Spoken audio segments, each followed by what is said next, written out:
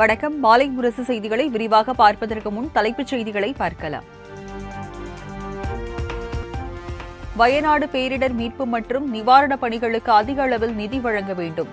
அரசு ஊழியர்கள் மற்றும் ஆசிரியர்களுக்கு கேரள முதலமைச்சர் பினராயி விஜயன் வேண்டுகோள்.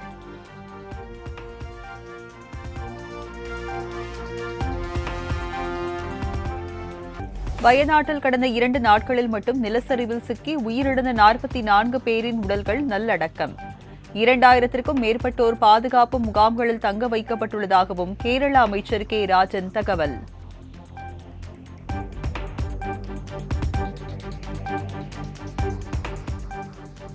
சேலம் மாவட்டம் எடப்பாடியில் காவல் நிலையம் மீது பெட்ரோல் குண்டு வீசியவர் கைது. பல்வேறு வழக்குகளில் தொடர்புடைய ஆதித்யா என்பவரிடம் காவல்துறையினர் தீவிர விசாரணை.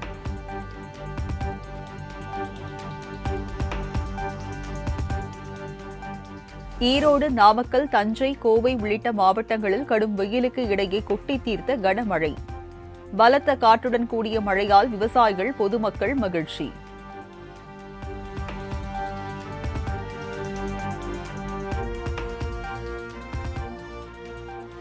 சமூக ரீதியில் ஏற்றத்தாழ்வுகள் இல்லை என்பதை உறுதி செய்யும் வகையில் திட்டங்கள் இருக்க வேண்டும்.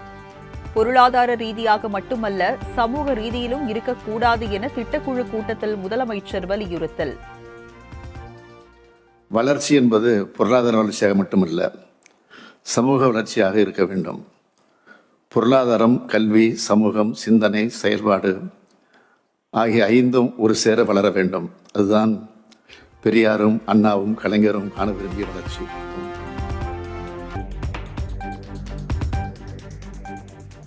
கவனம் பெறாத துறைகளுக்கான புதிய திட்டங்களை உருவாக்க மாநில திட்டக்குழுவுக்கு முதலமைச்சர் மு.க.ஸ்டாலின் உத்தரவு. தமிழ்நாட்டில் எல்லா வளங்களும் இருக்கிறது என்ற நிலையை உருவாக்கி வருவதாக பெருமிதம்.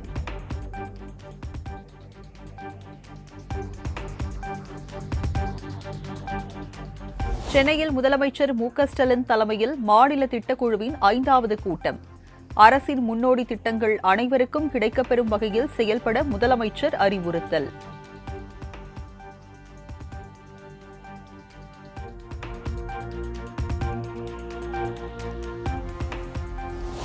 தமிழக தொழில்துறை படுபாதாளத்திற்கு சென்றுவிட்டதாக எதிர்க்கட்சித் தலைவர் எடப்பாடி பழனிசாமி குற்றச்சாட்டு. அந்நிய முதலீடுகளை ஈர்த்ததில் 3வது இடத்தில் இருந்த தமிழ்நாட்டை பின்னுக்கு தள்ளியதே திமுகவின் சாதனை என சாடல்.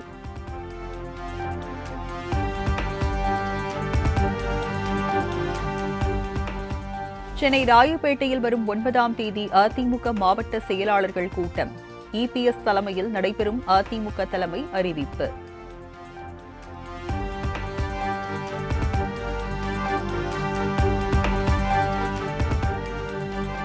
காவல்துறை மீது குற்றவாளிகளுக்கு பயமற்ற அளவிற்கு தமிழகத்தில் சட்டம் ஒழுங்கு சீர்குலைந்து விட்டதாக எடப்பாடி பழனிசாமி குற்றச்சாட்டு. சேலம் எடப்பாடி காவல் நிலைய வளாகத்தில் பெட்ரோல் குண்டு வீசப்பட்ட நிகழ்வை சுட்டிக்காட்டி அறிக்கை.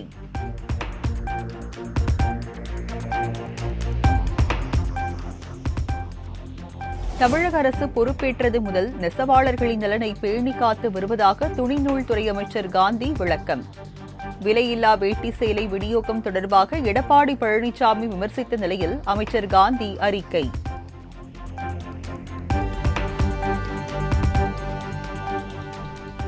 தமிழக மீனவர்கள் மீதான தாக்குதல் மற்றும் கைது நடவடிக்கையை உடனடியாக தடுத்து நிறுத்த வேண்டும். மத்திய வெளியுறவுத்துறை அமைச்சர் ஜெய்சங்கரை நேரில் சந்தித்து திமுக எம்பி கனிமொழி வலியுறுத்தல்.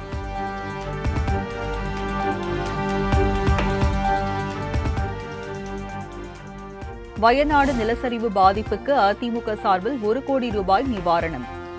கேரள முதலமைச்சர் பினராயி விஜயனை சந்தித்து முன்னாள் அமைச்சர் SP வேலுமணி காசோலையை வழங்கினார்.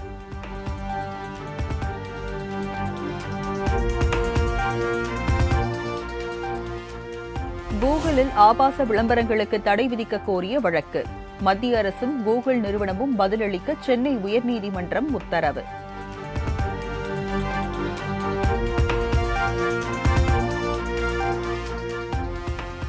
நடுக்கடலில் மீன்பிடித்துக் கொண்டிருந்த போது தண்ணீரில் தவறி விழுந்த நாகை மீனவர் மாயமானதால் உறவினர்கள் கவலை. கடலூர் கல்பாக்கம் இடையே கடலில் தவறி விழுந்தவரை தேடும் பணியில் சக மீனவர்கள் தீவிரம்.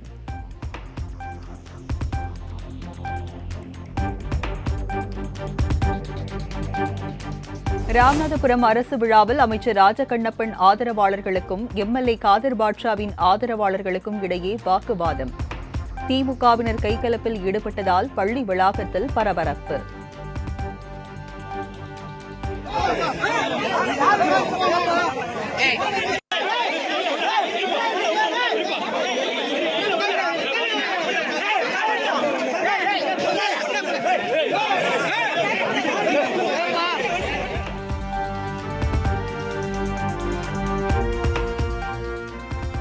மேட்டூர் அணைக்கு நீர்வரத்து வினாடிக்கு 26,000 கன அடியில் இருந்து 22,200 கன அடியாக சரிவு. காவிரி ஆற்றில் வினாடிக்கு 22,000 கன அடியும், கிழக்கு மேற்கு கால்வாய் பாசனத்திற்கு 500 கன அடி நீரும் வெளியேற்றம்.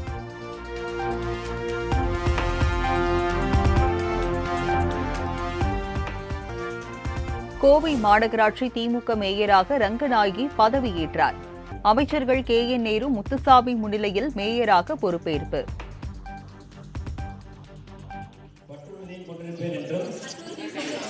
இந்திய நாட்டின் இறையாண்மையையும் ஒருமைப்பாட்டையும் நிலைநிறுத்துவேன் என்றும்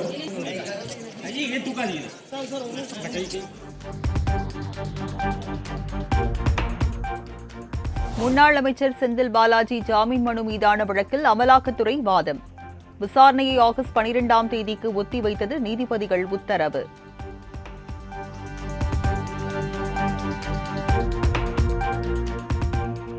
தமிழ்நாட்டில் இருக்கும் சட்டவிரோத மணல் குவாரி வழக்கில் அமலாக்கத்துறைக்கு உச்சநீதிமன்றம் கண்டனம். ஆவணங்களை முறையாக தாக்கல் செய்யாமல் நீதிமன்ற நேரத்தை ஏன் வீணடிக்கிறீர்கள் என நீதிபதிகள் கேள்வி.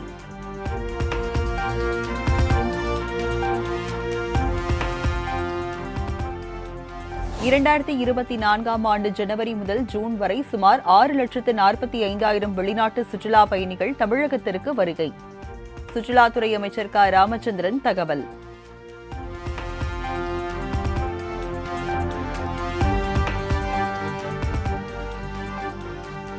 சென்னையில் இருந்து மைசூர் சென்ற வந்தே பாரத் ரயிலில் பயணி ஒருவர் சார்ஜ் போட்ட செல்போன் திடீரென வெடித்ததால் பரபரப்பு.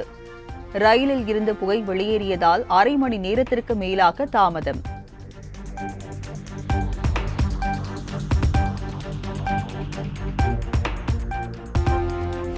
யூடியூபர் சவுக்கு சங்கர் குண்டர் சட்டத்தில் அடைத்தது தவறு. சவுக்கு சங்கரின் தாய் கமலா தொடர்ந்த ஆட்கொணர்வு மனு மீதான விசாரணையில் சென்னை உயர்நீதிமன்றம் கருத்து.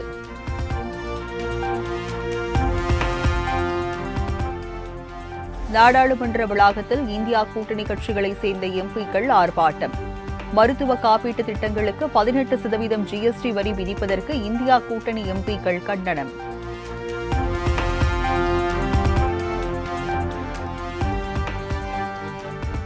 வங்கதேசத்தில் உள்ள இந்தியர்களின் நிலை குறித்து தொடர்ந்து கண்காணிக்கப்பட்டு வருகிறது. வங்கதேச விவகாரத்தில் இந்தியாவின் நிலைப்பாடு குறித்து மாநிலங்களவையில் வெளியுறவுத்துறை அமைச்சர் ஜெய்சங்கர் விளக்கம்.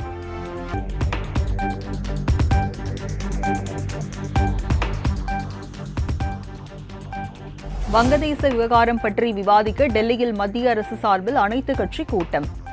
இந்தியா எடுக்க வேண்டிய அடுத்த கட்ட நடவடிக்கை குறித்து ஆலோசனை.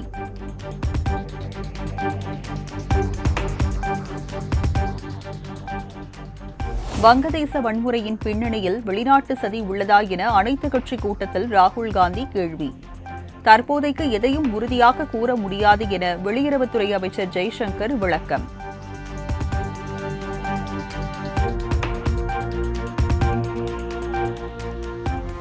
டெல்லியில் மக்களவை எதிர்க்கட்சித் தலைவர் ராகுல் காந்தியுடன் விவசாய சங்க பிரதிநிதிகள் சந்திப்பு. விளைபொருட்களுக்கு குறைந்தபட்ச ஆதார விலை உள்ளிட்ட கோரிக்கைகள் குறித்து மத்திய அரசுக்கு அழுத்தம் கொடுக்க வலியுறுத்தல்.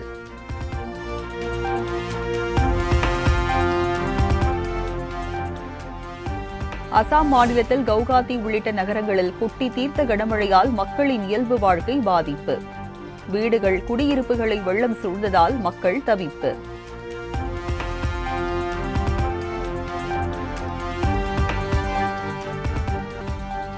பாரிஸ் ஒலிம்பிக் ஈட்டி எறிதல் போட்டி.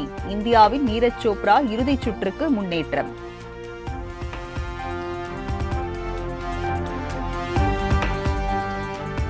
பாரிஸ் ஒலிம்பிக் மல்யுத்த போட்டியில் அரையிறுதிக்கு முன்னேறினார் இந்தியாவின் வினேஷ் போகத். உக்ரைன் வீராங்கனையை 7.5 என்ற புள்ளி கணக்கில் வீழ்த்தி அசத்தல்.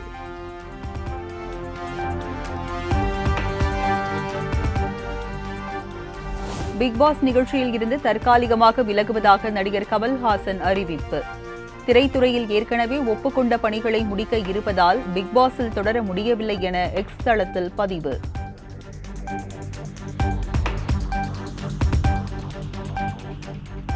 நடிகை ஷாலு ஷம்முவிடம் சைபர் கிரைம் மோசடியில் ஈடுபட முயன்ற மர்ம கும்பல். வங்கியில் இருந்து பேசுவதாக கூறி 3.5 லட்சம் கேட்டு மிரட்டியதாக வீடியோ வெளியீடு. நானும் உங்களை கேட்குறேன், ஸோ பெட்டர் நீங்களும் எனக்கு வந்து பதில் சொல்லுங்க அப்படின்னு சொன்னதுக்கு அப்புறமா இல்லை மேம் நாங்கள் சொல்ல மாட்டோம். எனக்கு அப்புறமா கோவம் வந்துடுச்சு. ஸோ இப்படிதான் வந்து ஒருத்தங்களுக்கு கால் பண்ணிட்டு இந்த மாதிரி ஆட்டோ ஜென்ரேட்டட் கால் கொடுத்துட்டு எல்லாரையும் ஸ்கேம் பண்றீங்களா, உங்களுக்குலாம் அசிங்கமாவே இல்லையான்னு சொல்லிட்டு ரொம்ப திட்டிட்டேன். கோவம் வந்துட்டு அதுக்கு பிறகு இந்த ஸ்கேம்